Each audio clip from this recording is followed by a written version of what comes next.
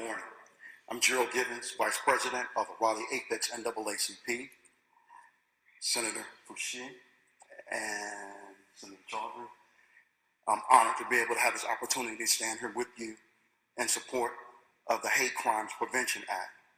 I'm also glad to be here with the Chief, with the Sheriff, as well as Moni and Ames.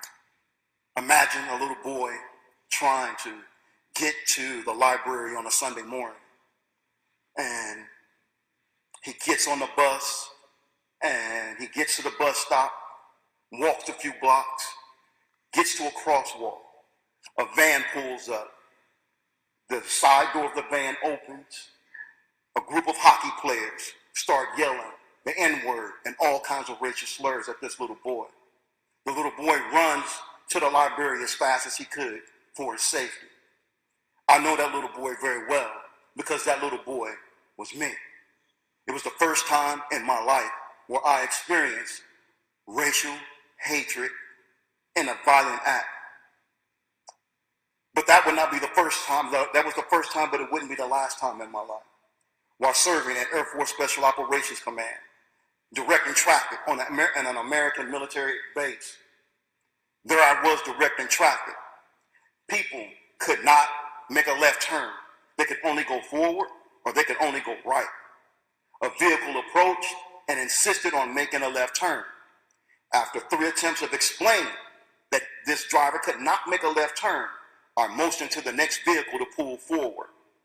As that vehicle pulled off, he began calling me all kinds of racial slurs. I kept my military bearing, and the next vehicle pulled up, and the airman said, "Do you hear what he's saying to you?" At that moment, it hit me. I looked down at my uniform and saw United States Air Force, and I saw my name, Gibbons, on the other side. And in my command voice, I yelled, "Halt!" All the traffic stopped. I approached the vehicle. The driver let his window down. He spit on my boots. He spit on my uniform. He spit on my hands. And he spit in my face. Immediately after this situation was over with, the vice commander of our base, as well as other people who witnessed this incident, came to my aid. Almost every chief master sergeant on our base within a 10-minute time frame showed up to my post, and they had one message: we're going to get him. And they kept their word. He was discharged from the United States Air Force. The question that we must begin to ask in our society is what makes these people who have this complex so comfortable about being able to exercise it in our society. Perhaps part of that has to do with our history and our legacy, from Maine all the way through Texas. More than 2,000 monuments dedicated to the Confederacy. People who thought that people like me should permanently be a slave. People who believe in the philosophy of the white supremacy complex. We have to make it uncomfortable for these type of people to be able to exist and exercise their beliefs in our society. Right here in North Carolina, we have over 120 of such monuments right here in our state. 3 of them at our state capitol. Right here in North Carolina, a young man who was recruited for the first time into a white supremacy organization went to Wisconsin to a Sikh temple in Wisconsin, killed 6 people, wounded 3 others. And the person who recruited him was at Fort Bragg, North Carolina, and he killed an African-American couple out of Fayetteville. It's not a question of when it's going to happen in North Carolina. It's already taken place. So what we have to do is to do what these senators did. Begin to understand that we may not be able to change people's hearts, but what we can do is regulate people's behavior.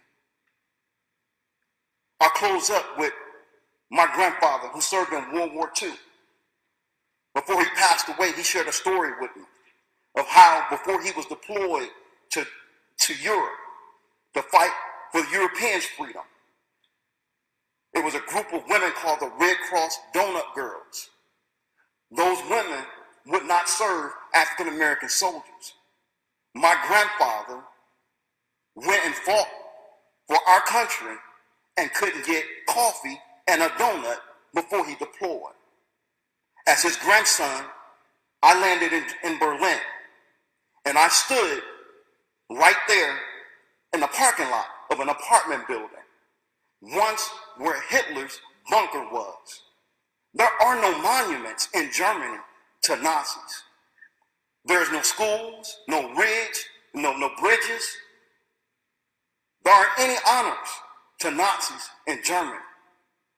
We must begin to start thinking about the impact of the symbols that we have across our country that are being used to give confidence to these people who promote hate. I'll close out with this. The organization I represent, the NAACP, was motivated in its creation because of a hate crime. In 1908, in Springfield, Illinois, one of the worst race riots in America, people lost their lives. More than 2,000 African Americans were driven from their city. There was only one conviction, and that conviction was for a man who had stole an African American soldier's saber. No one was held accountable for the lynchings.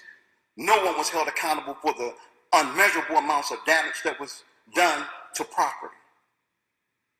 This is our moment, and this is our time in North Carolina to send a signal to our state, to send a signal to our country, and to send a signal to the world that hate has no place in our society.